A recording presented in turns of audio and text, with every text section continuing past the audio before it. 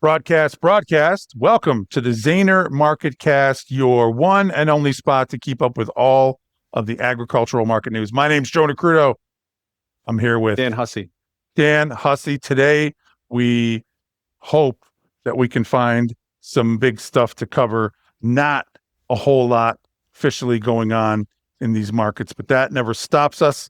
We're going to dig deep into the grain markets, livestock markets. We'd like to talk about buying some more puts in livestock, as that market will never, ever go down ever again. Kind of a heck of a move there. Don't want to spoil it for anybody. Dan, before we start, I want to let everybody know that if you're interested in hearing about grain market movement, price action daily, you can sign up for our Zaner Ag Hedge Hotline hosted by expert market strategist Ted Seifert. Totally free. Gives you the chance to connect with us personally. You have any general questions or specific questions about the markets, agricultural commodities as a whole, again, price action. If you are interested in learning more about how this price action works and how to make price action work for you, it's a perfect way to take the first step. Link is in the description below to sign up for that. Totally free, zero commitment. Dan, I have to say, I paid a utility bill last month that was in the double digits. No greater celebration, or maybe there are a couple greater celebrations, but certainly a great celebration for a young Polish fellow from the great Hoosier state to celebrate. That is a double-digit utility bill. No air conditioning used, very little heat used, no money sent to the utility company. I was ecstatic. You think that there's going to be a chance that I will have to run my air conditioner in the next 2 weeks? I mean, there's always a chance, right? But so far, it's looking, temperatures are relatively mild, and the weather forecasters have been calling for these heat domes and other things to move in. I'll believe it when I see it. So far, we're barely cracking above 70, right? And it's like, it's gorgeous weather. It's great for growing a crop, and I think for working out outdoors, can't complain so far. Has been relatively mild. Of There course, is some talk. we're backyard weather talking right now, Yeah, right? Which exactly. is take it with the grain of salt, but it is what it is. Speaking of which, as always, please keep in mind that everything we talk about here today, futures trading or options on futures trading, involves risk. Please make sure that before you engage in any type of trading, number one, you should probably consult with a professional. And number two, make sure that type of risk taking fits in with your personal risk profile. There is a risk of loss in trading. Dan, I saw, before we jump into any numbers, one of the things that caught my eye this week was a notable weather watcher or forecaster that you and I enjoy. He came out this week and was saying that what they're watching very carefully, and I don't know if you caught this piece, but what they're watching very carefully is water temperature off the coast of the Pacific Northwest. If that water temperature cools, you'll get high pressure off the coast of the Pacific Northwest. You'll also get high pressure that will locate centrally over the Corn Belt, Dakotas, Iowa, Illinois. This is this ridge or dome that everybody's talking about when these high pressure situations show up. But the forecaster mentioned he would be remiss if he did not suggest that it'll be very difficult for any drought conditions to occur, as there is so much water happening in the south part of the United States the southern growing regions. It's real swampy down there. And he thought that was going to make any kind of extended heat or high pressure difficult, and had gone so far as to lower his odds forecast from about 60 something percent, if I remember correctly, you might want to fact check me on that, to about 45%. And I just was wondering, and like you said, we're certainly not weather forecasters, lucky enough just for me to be able to pay my utility bill, but it's very interesting. Some of these guys I wouldn't call it capitulation, but they're kind of coming off the idea of this high heat, high pressure dome in the next 4 weeks. Yeah, the longer we push here into June without it really becoming a thing, it becomes, I think, less of probability of it being a thing, right? I think is the moral of the story there. Like you said, we're not weather analysts. We're just doing our best to try to just, pick and choose how the market is going to react to some of these things. And weather is important, of course, this time of year. So we'll see. I mean, you would imagine, though, that when you're up almost double digits here in the wheat, I mean, how'd we finish the week for the beans, right? Beans opened the week 1042 and a quarter. High was 1060 and a half. Low 1032 and a half. Last trade I saw 1057 and a quarter in July beans. Dan, that was up 15 and a half. Funds came into the day long only 31,000 contracts of beans. Question I asked you before we started to record, and I'll ask again for the benefit of the listeners: are beans free to run? Looking at that trend line, my thought is maybe we got one more technical area to surmount before beans can really get going, huh? Absolutely. You kind of see this head and shoulders pattern neckline down here at 1030, 1040 area. You're forming that right shoulder now, like you said, Joe, into that downward sloping trend line. So you've got a technical area that if we can't crack through, it's, in my opinion, kind of like that last line in the sand for the bears to keep it going and pressure on this supportive area, which, by the way, has really, really held up nicely here at 1040. After we gapped down, kind of capitulated, got back above. We have not stayed or gone down there for, but a brief moment. Now we're back above all the major moving averages. 18-day moving average there at 1055, 100-day at 1051, 200-day at 1046 and some change, and 50 and 55-day down there below 1043 and three quarter. That's impressive. That we have been every attempt to break above these. The market's been battered down, and it still finds its way back up. Of course, this is just for a moment on a Friday. We come in Monday and we're heading lower. That's a different story. But you break above this 1060 area, you gotta start wondering where's the next resistance. 1080. Above 1080, now $11. And then you're talking about unwinding really this downtrend. But let's not get ahead of ourselves, right? We got a 1060 nut to crack first. Our eyes are on that prize. December beans were, excuse me, that's corn. December beans not so different, with holding a defensive support line there around 1020. But Joe, as we talked about before we got into the broadcast, this divergence, this new minor swing low, right, for Novi beans, we could not get down to that prior swing like they did in July. And here we are 4 days higher off that low. Even though with our Kicking awesome us. technical, even though with our awesome technical work, it would appear that we are from time to time, once or twice a year. But I'll be darned, that is a higher low off of that. And Yeah. you hate to make too big of a deal out of that, but that, as it stands today, is technical fact, right? We could not get below that previous low. And you saw what they did in corn, right? I mean, corn, they took out those lows, no big deal. July contract took out those lows, no big deal. But here in November beans, with what's our acreage number that we're currently working with? Is it 84? I believe so, right? 84, I don't think we're up to 84 half yet, but I mean, it could be. A lot of rumors, Well, a lot of talk about telephone conversations between the United States and China.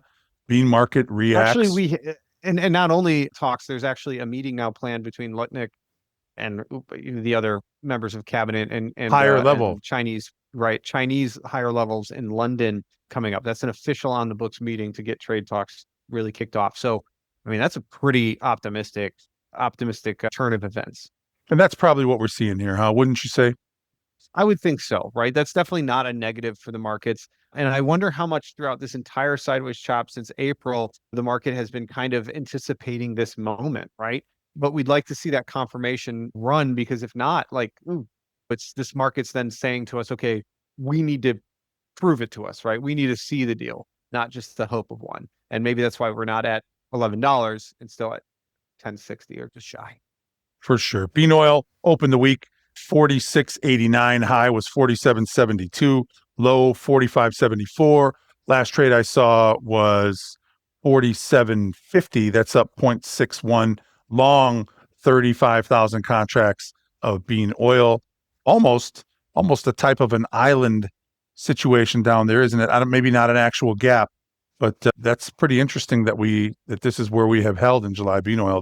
That looks like we're preparing for another run up to the top of that channel, doesn't it? Does, right? We got to get above 48 here and into that 18-day moving average, but I don't disagree. This is a very interesting channel higher. We've created a rainbow of our moving averages. We broke back below that 18-day, came down to test the cluster of larger, longer term ones, and we're starting to bounce a little bit. So 2 days up now off these lows, 3 days up, a good reversal kind of weekly structure. Question is, are we going to get one of these big run-ups, right? Because this little this little structure right here is very reminiscent of these prior lows in this channel, as Joe was mentioning. That's something we're going to keep our eye on here going forward. We're definitely oversold in the RSI. We're starting to come out of that. So here we go, guys. If we get above 48, onwards to the 18-day and 49, and then go above there, you're shooting stars back towards the high end of that channel, in theory. July meal, 296.10, opener high, 298.90, low 293.20, last trade 295.70, down 0.6. Funds are short 90,000 meal and not the record that they had, but still short a big chunk. And should they be forced to cover, that could, and to me, this chart is beginning to say that exact thing. Hey, we tried to take it lower, couldn't get down to new lows. We rallied, and we've been consolidating now for some time. That is a very interesting look. Again, almost again, head and shoulders there, huh? Head and shoulders bottom. Yeah, and you've got this just kind of rounding bottom too, right? There's definitely support $3 to 290 here. Very likely that commercial interests just see this as the place that you can get as much as you want, and this is the price to do it at. The issue with meal is it's just a lack of direction, but that doesn't mean it's not necessarily a bad thing. But you'd almost, as a trader, I'd almost rather see that capitulating move, run back up above 3, and then now you're going to be sliding higher. But hey, look out for pushes above 3 in those short covering rallies. And resistance at this time is probably up towards that 200-day around 310. Not much to talk about though in the bean meal until you're above 3 or below 290. For sure. And that's been kind of On an the chart, at extended, least, right? On the chart. kind of an extended consolidation here. And so when we do get some movement out of that, I suppose we'll have to pay very careful attention, right? Yeah, absolutely. How about wheat? Opened the week 534, high was 555 and 3/4, low 531 and 3/4, last trade 554 and 3/4, up 20 and 3/4. Funds still short 96,000 contracts. High from April 21st was 556 and a quarter. We could not yet take that out. Yeah, and that's your level to break, right? We get a lot more bullish above. You're onwards to your 200-day at the 580 area. We broke this downward sloping trend line. We talked about it last week or the week before. We tested a support down into the 18-day. This looks very constructive, but like Joe said, we want to see this breakout. We want to see it rip up to 577, 580, and then now we can talk 620, 660, and even 740 if this market really wants to go. But this rounding bottom, we're into the resistance you need to chew through because honestly, at this point, Joe, this is just broken support, 560, 545 acting as resistance so far. And can you easily pull up a spring wheat chart? Can we get some? Sure. Got it right here. July, 10 cents. Getting above that 200-day today. Spring wheat for the week, new high there and up probably a good chunk, right? I don't have the numbers in front of me, but that is a rather constructive chart, wouldn't you say? Mm-hmm. Yeah, definitely constructive. It's done the thing we're looking out for Chicago wheat to do already, right? Which is break out and get that momentum push higher. Spring wheat is getting that momentum push. For now, we got to kind of go into maybe the continuous contract here. Wrong one. There we go. To start looking at where maybe like other trend lines are. So in this other 200 days. So yeah, 640 area, maybe a little bit of resistance, but I mean, genuinely speaking, 680 seems like the next major 680 to $7 seems like the next major area above where there's some fundamental resistance or maybe some selling pressure. A guy's probably going to let go of a bushel or two at $7 if he gets a chance. Let's put it that way. Dan, indulge me if you would. Bring that chart back and measure. So if that's the head and shoulders, and this is the bottom of the head to that neckline, what help me? Where do we go now that in my opinion, we have confirmed that head and shoulders and traded above the neckline? How far? And off the cuff here, this does not have to be perfect on the fly, but how far can we run just from a pure measurement perspective? I mean, if you just take the 570 to 630, that's 60 cents here there. A 60-cent run from the 630 area up to 690 is not out of the question. And then you're not only, once you get above this neckline or this area, you're thinking, okay, we're going to retrace basically this portion of these charts, right? Back from where we've been. So 670 to $7, I think there's going to be some resistance. Let's just call it 672 to 691, where I'd put the upside target in this head and shoulders break. That's real nice. So that takes us near, let's just call it $7. I'm not sure fundamentally how that plays out, but technically that's kind of what that chart's telling us, isn't it? That's what it's looking like. Hmm. Corn opened the week at 444. The high was 451. Low of the week 433 and a quarter. Last trade 442, down 1.5. Funds are short 117,000 contracts, Dan, in July.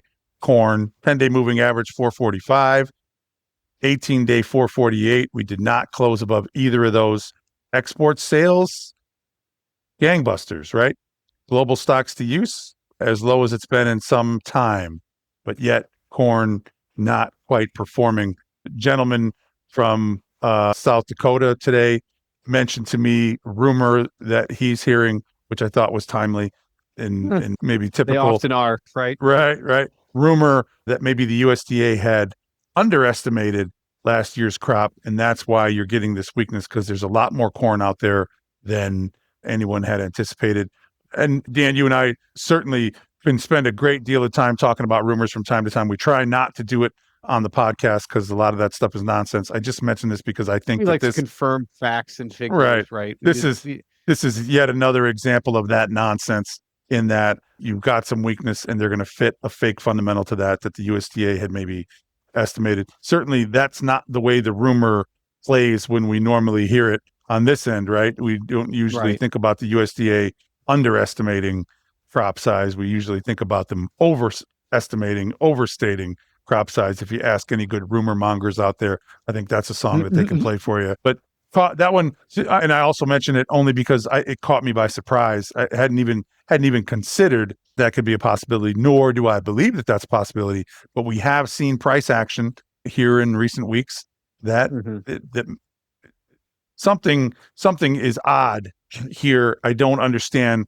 why we can see this kind of price action and have these kind of carry out numbers and have these kind of export numbers, but still this kind of technical or price action weakness. It just doesn't make any sense to me, Dan. How about you? No, it really doesn't. That's where I wonder if things aren't starting to strengthen elsewhere, right? Which might be precursors to corn picking itself up. Like, look at wheat and beans. Corn, like beans are so far off their contract low. Corn is still threatening it, right? Wheat is actually starting to make a move and is pushed back above its 18-day moving average. Corn is still sitting down here like a dud. And I get it, where we're projecting trend yields and what the price you could still get for corn. I get it. Like, a guy could choose them. I mean, we're gonna put corn in the ground every day, right?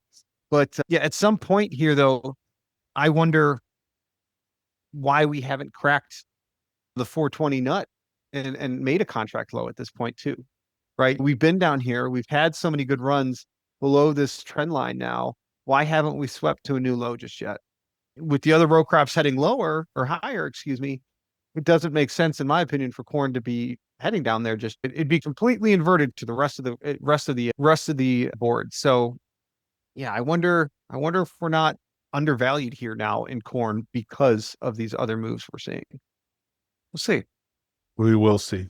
We will see. And then the shining But I do star. think it's important to point that, like, December corn here, right, is making that kind of divergent low, or has really lost momentum here and is getting a decent rally off of supportive lows. July just can't get out of its own way.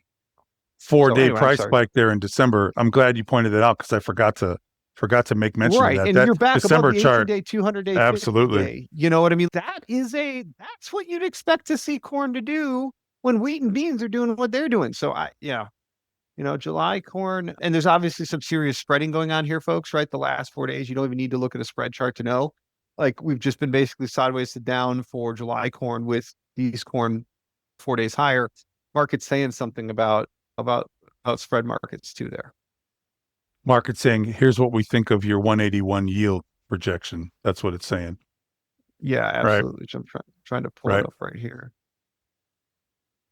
Which I bet you could set your clock based off of the last WASDE reports and how we've continued to trend lower. Boy, the bear spreading on this for this July East corn doesn't look like it's about to stop anytime soon. I'll say that. Right. So, yeah. How about cattle? I guess we got to mention the cattle. Yeah. We're going to put on another clinic about how to buy puts. June live cattle opened the week at 216. I just have to like have some fun here with Joe. Last week we were talking about putting on puts. Yeah. 10 Week handles before higher that. in June. Week before that. Week before that. Certainly. But this is why we're saying buy puts and not sell futures, right? This is exactly why. No, for real. There's This a is what it conversation to is. be had there.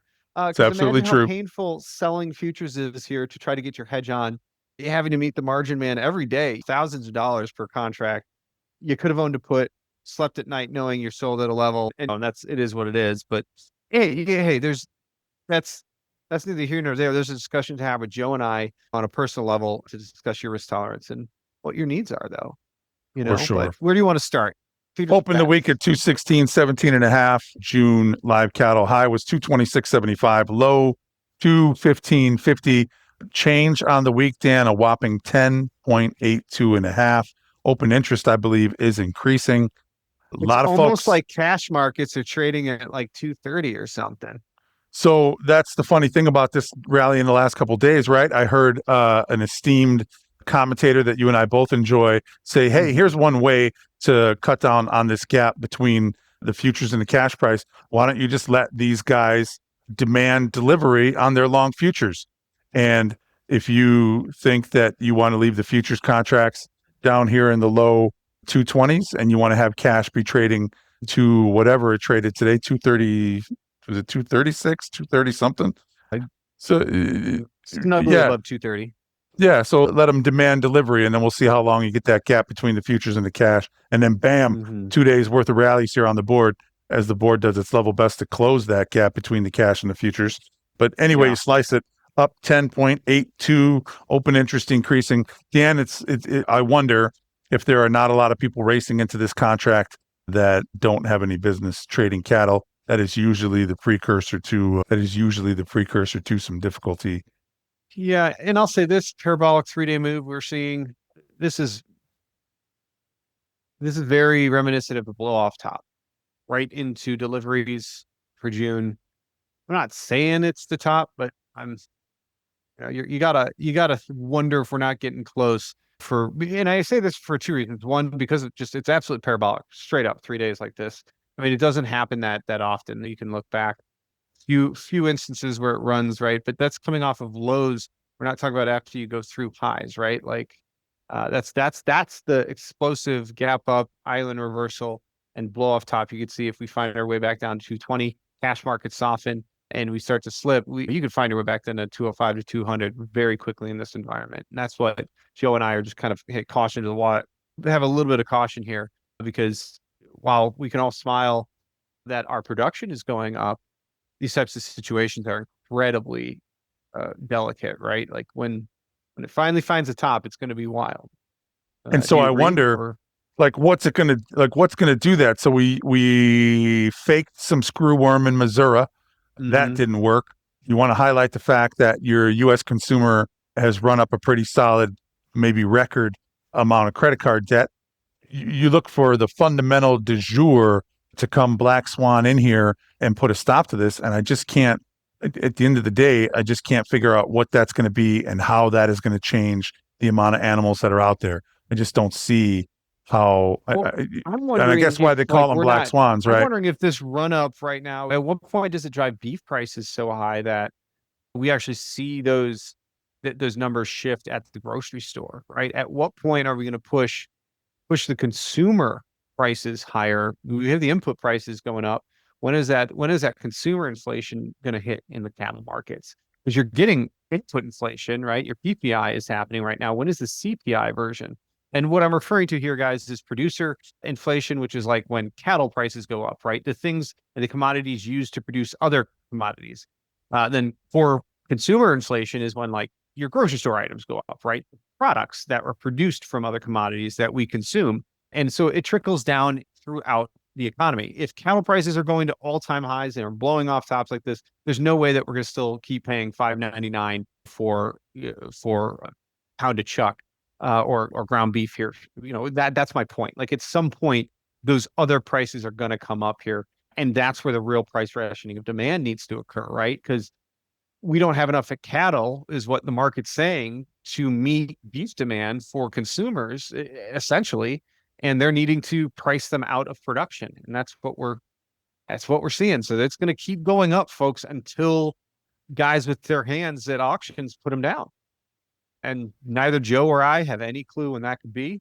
But boy, this move It into ain't a today. delivery, right? This move into deliveries is a very interesting development.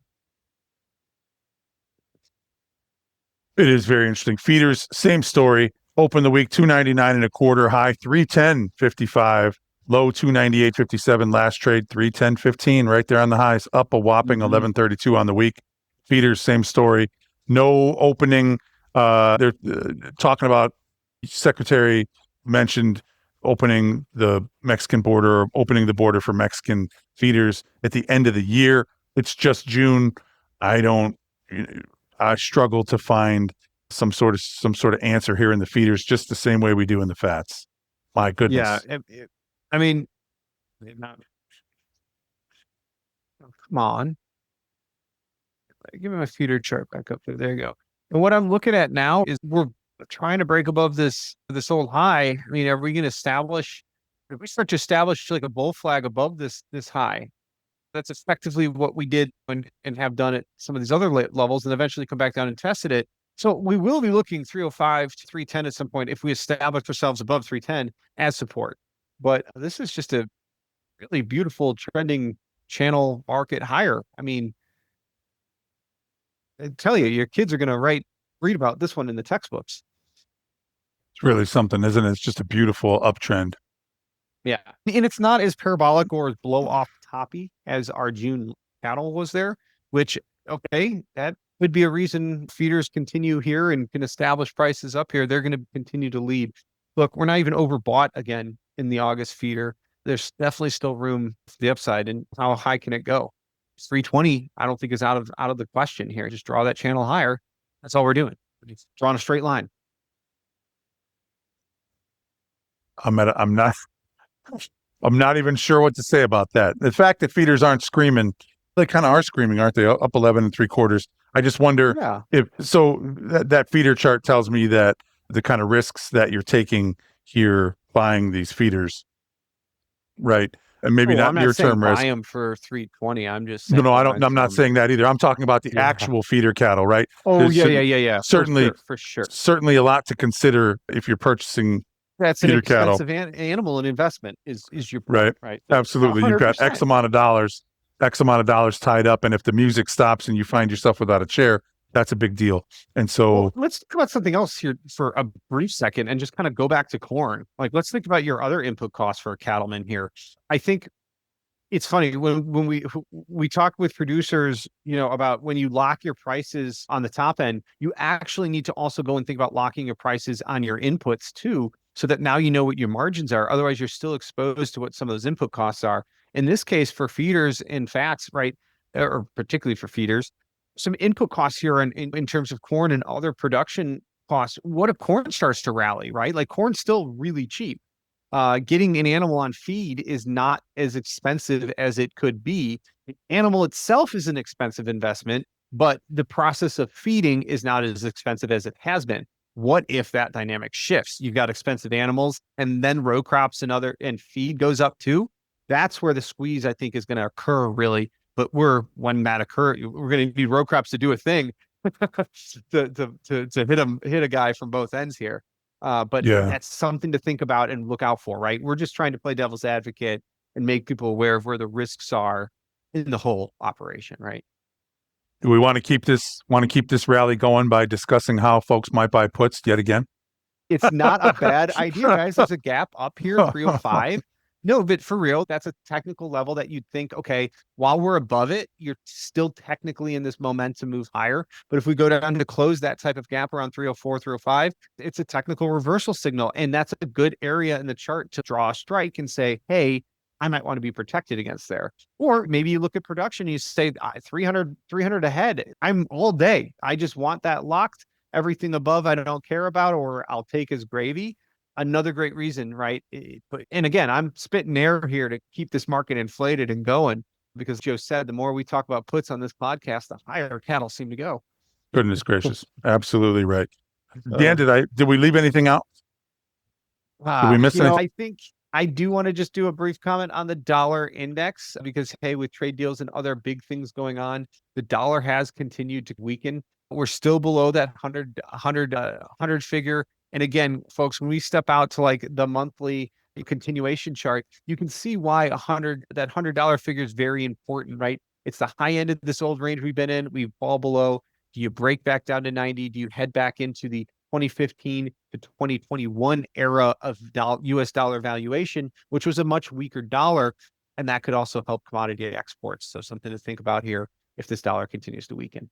Friend of the firm, Karen Braun, does a great job for Reuters, and you can see she's got graphics today that may exactly point out what you're talking about in the dollar, just Sure. with corn exports and bean exports, even outside of business to China. We're doing pretty good in terms of exports. And this dollar, the value of the dollar and the ability for people to make our exports more attractive, this really seems to be playing out, doesn't it? Yes, it does. I am cautious because we are down into the area that I'm not willing to say that this support has broken and we're heading lower, like significantly lower in the dollar just yet. But we're in a downtrend, right? The last 3 months, for several months, we've been heading lower. There's a chance that trend could reverse. That's something to talk and look at and could affect trade and some of these trade deals. Absolutely. Question of the week. Question of the week. Carter, producer, says, in terms of peanut butter, do you prefer crunchy or creamy? How is that even a question? So this is an interesting question because up until recently, baby, I was concerned about some of the contents in peanut butter. Peanut butter. It's called smooth peanut butter. Smooth, not creamy. So we got a problem with his wording. Yeah. We'll take that up. We'll take that up in the next production meeting. Take that up at the next, yeah. He better be on his game when it comes to wording these questions. I was a little concerned that some of the stuff in peanut butter might do a good job of clogging up the old arteries, but I got a big brain son. He says, no, that's been debunked. There is no fear. And recently, back on the natural peanut butter kick, and natural peanut butter, pretty crunchy anyway. But yeah, if I can eat some peanut butter. Up, like the whole, got the oil on the top. The whole thing, right? You can't let that linger. Got that oil on the top. My question is, so yes, is our answer to crunchy or creamy? We'll take either one. Is that what you're saying? Yes. What are you going to put on top of that? Some bananas, some blueberries? Oh, no. I'm an old school, just grape jelly on some bread. Oh, yeah. Peanut butter and jelly, baby. All right. I think we can both agree that peanut butter sounds pretty good. It's making me hungry, actually. Maybe that's what's for lunch. For sure. Thank you for listening to the Zaner MarketCast today. If you need more just because you can't get enough of us, you can follow us right here on Facebook at the Zaner Ag Hedge or on Twitter and LinkedIn at the Zaner Group. If you have a question you want answered right here on the show, go ahead and fill out that form in the comment section and we'll get that answered for you. Thank you again, and be sure to like, comment, and follow the podcast to not miss a beat. And we'll be back with you as price action develops. Have a great weekend, everybody. Have a great weekend.